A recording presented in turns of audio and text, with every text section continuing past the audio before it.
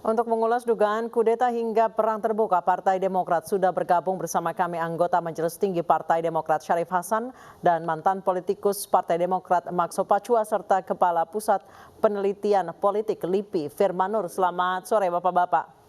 Selamat sore. Saya ke Pak Max terlebih dahulu.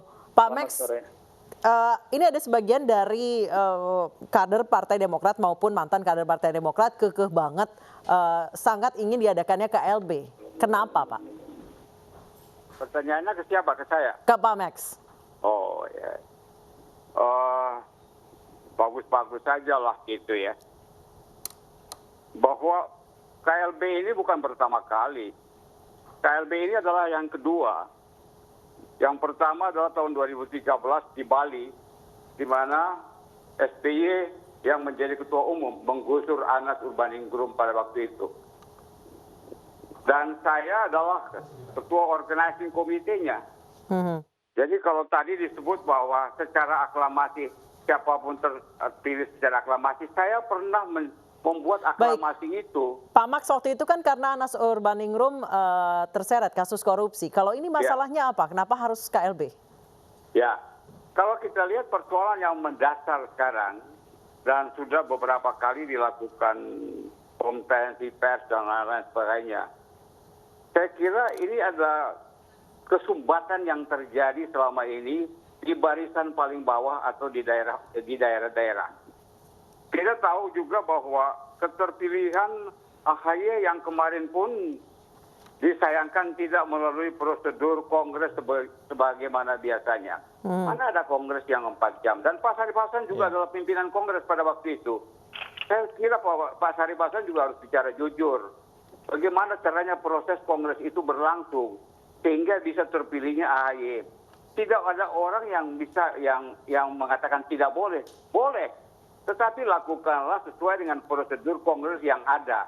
Ada pembahasan tatip, ada pembahasan anggaran dasar anggaran rumah tangga, ada hal-hal yang menyangkut pertanggungan jawab ketua umum terhadap kepemimpinannya selama ini. Itu kan tidak ada.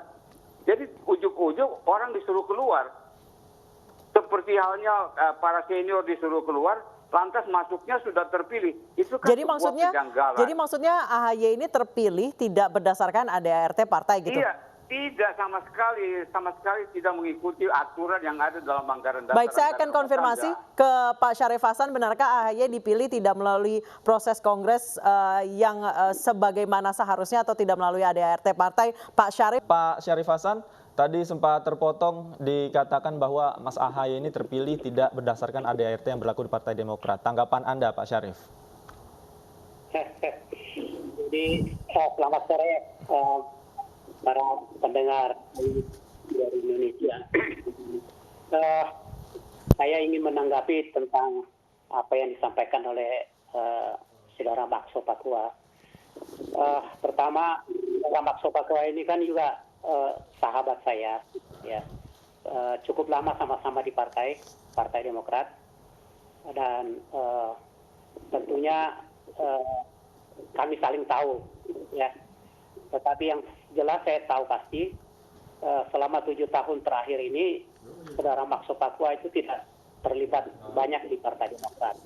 Oke. Ya betul sebagai salah satu pengurus, tetapi karena beliau tidak begitu banyak terlibat, dan saya tahu pasti ternyata bahwa beliau itu sudah pindah partai. Nah, kalau sudah pindah partai berarti memang secara gugur, secara otomatis sebenarnya beliau itu sudah tidak memiliki otoritas untuk berbicara tentang Partai Demokrat, karena orang yang sudah pindah partai itu otomatis keanggotaannya gugur. Nah, menyangkut apa yang disampaikan oleh Pak Maxo Pacua, karena yang bersangkutan tidak akhir-akhir ini selama 7 tahun terakhir tidak pernah terlibat langsung di kegiatan Partai Demokrat. Semua keputusan dan rapat-rapat yang dijalankan Partai Demokrat beliau tidak tahu. Saya katakan beliau tidak tahu. Apa yang disampaikan itu adalah asumsi. Karena apa? Penggantian apa yang terjadi. Jadi pada saat proses kongres pemilihan AHY, Pak Max tidak ada di situ, Pak Syarif? Pak Max tidak tahu sama sekali tentang proses mulai dari pembentukan ADART. Kebetulan ADART itu yang ketuai saya. Saya yang mengkonsep, timnya saya. Jadi semua peraturan dan sistem dan prosedur pemilihan dalam rangka untuk melakukan kongres itu semuanya dipersiapkan, semuanya dilakukan dengan bagus. Baik. Mulai dari proses pendaftaran, proses pembuatan ADART dan sebagainya itu dilakukan dengan bagus. Bahkan AHY sendiri ikut mengikuti proses pendaftaran. Nah, jadi saya katakan apa yang disampaikan itu adalah asumsi dari saudara Maxo Patwa karena dia sama sekali tidak terlibat. Baik. Dia tidak tahu pasti. Apa yang kami lakukan dia tidak tahu. Kemudian asumsi mengatakan ada mandat, ada satu di tingkat bawah, itu juga asumsi. Karena apa saya katakan proses pemilihan AHY itu betul-betul berdasarkan aspirasi dari seluruh ketua-ketua DPD dan ketua-ketua DPC. Dan proses itu berjalan dengan transparan. Jadi sekali lagi tidak betul apa yang disampaikan oleh saudara Max. Jadi 4 jam itu singkat karena semuanya sudah satu suara ya Pak Syarif ya? Bagaimana? Kongres berlangsung singkat hanya 4 jam itu karena semuanya sebenarnya sudah satu suara. Karena begini, karena semua kader dan proses-proses yang dilakukan itu sudah cukup jelas dan sudah secara aklamasi menginginkan AHY terpilih sebagai ketua umum yang baru, dan itu adalah aspirasi para kader. Jadi tidak ada sesuatu yang perlu dipertanyakan. Jadi apa yang disampaikan oleh saudara Max itu adalah asumsi saja, halusinasi, ya kan? Oke, nah, baik. Jadi saya pikir beginilah, biarkan kami Partai Demokrat mengurus partai kami. Baik. Silahkan saudara-saudara yang ingin Pak Max, baik Pak Syarif, saya konfirmasi dulu ke Pak Max. Pak Max, Anda dibilang halu, mau bikin KLB pun dibilang halu, tanggapannya Pak Max? Justru Pak Syarif yang halu. Pak Syarif memang dari dulu seperti begitu. Dia boleh katakan bahwa saya keluar dari Partai Demokrat di partai lain. Partai lain itu belum jadi partai. Belum ada partai yang namanya partai yang saya masuki. Saya masih tetap, ya. Jadi jangan coba-coba Pak Syarif mengatakan hal-hal. Saya akan buka lebih panjang lagi. Bagaimana Pak Syarif dan lain-lain sebagainya. Pak Syarif memimpin sidang. Dan Pak Syarif mengatakan bahwa itu adalah hal-hal yang sudah dilakukan, dibuat sedemikian rupa sehingga memenuhi persyaratan. Di mana persyaratan-persyaratan itu? Sumber-sumber yang lain mengatakan bahwa apa yang dilakukan itu tidak mengaspirasikan apa yang keinginan yang terdaftar dalam anggaran dasar dan anggaran rumah tangga. Pak Syarif boleh mengatakan bahwa Pak Syarif yang merubah anggaran dasar, anggaran rumah tangga. Anggaran dasar, anggaran rumah tangga itu boleh dirubah kalau kongresnya terbuka. Tidak semata-mata keinginan dan Pak Syarif boleh melakukan. Pak Syarif langsung ditanggapi, Pak Syarif. Ya, jadi inilah satu menggambarkan bahwa untuk melakukan kongres itu harus persiapan. Harus persiapan dilakukan dan menyangkut masalah ADART yang dibikin itu adalah semuanya dibicarakan di kongres. Semua kopi daripada ADART, konsep yang akan dilakukan pembahasan itu semua dibagikan. Jadi tidak ada yang harus dipertanyakan itu. Baik. Ya. Baik. Saudara tidak hadir di situ. Tidak ada hal-hal. Kita tidak hadir, tapi kita tahu prosesnya. Makanya kalau prosesnya abal-abal, maka kami tidak hadir, tidak masuk ke dalam.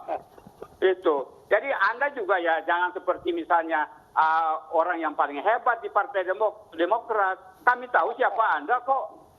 Ya.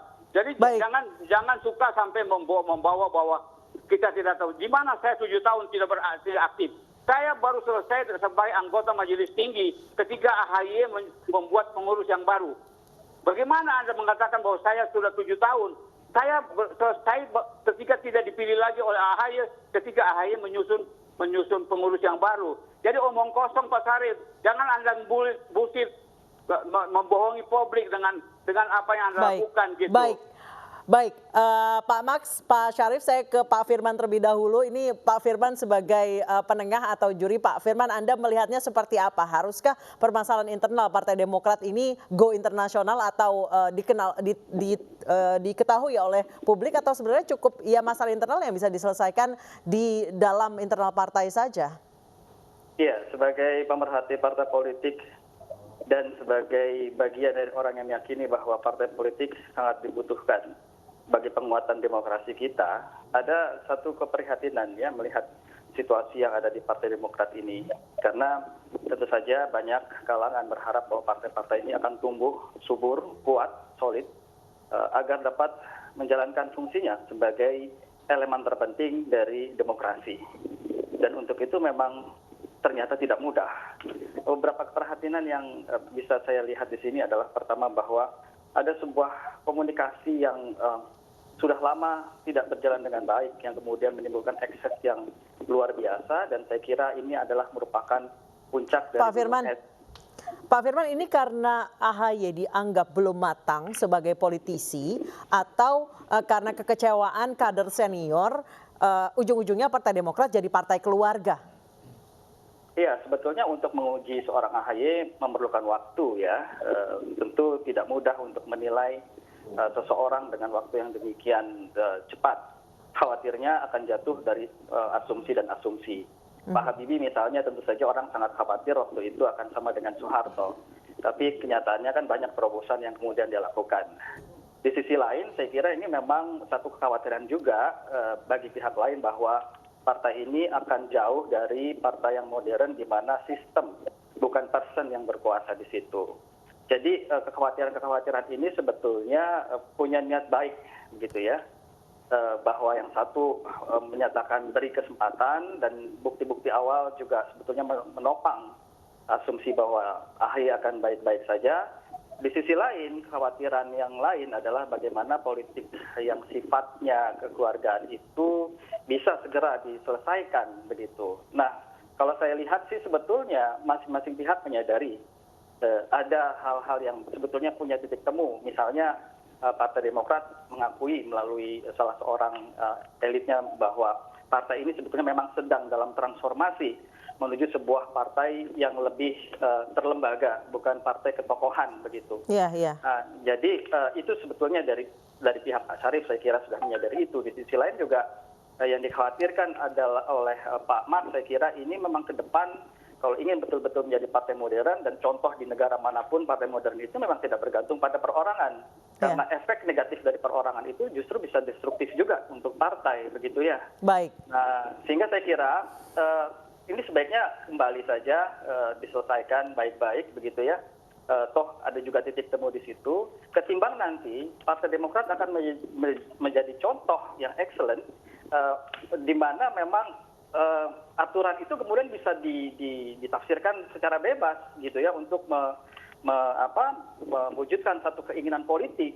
Kemudian ini yang saya khawatirkan, kebiasaan untuk menarik pihak eksternal di dalam menyelesaikan masalah internal itu juga pernah terjadi, dan sayangnya ini terjadi lagi dalam kasus Demokrat, dan mungkin akan terjadi lagi ke depan.